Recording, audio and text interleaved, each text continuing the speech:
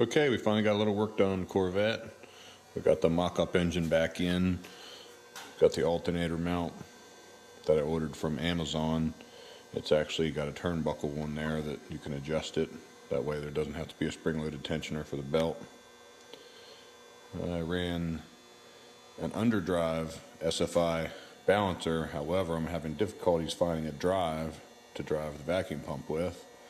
Everything seems to line up pretty well, but the directions for the alternator say to get a LS1 water pump for like a 99 Z28, so we'll see how that goes. It's supposed to need spacers, but I don't know, it's not too far off as far as belt alignment is now.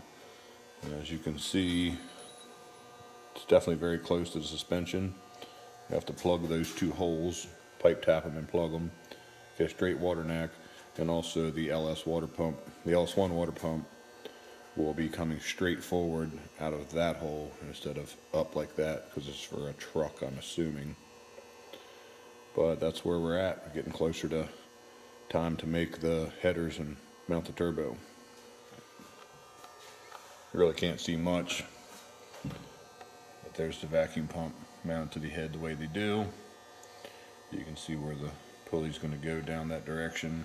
You can also see that the alternator is lined up with the water pump and also with the balancer.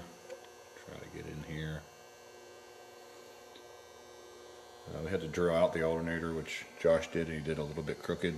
This alternator is no good anyway.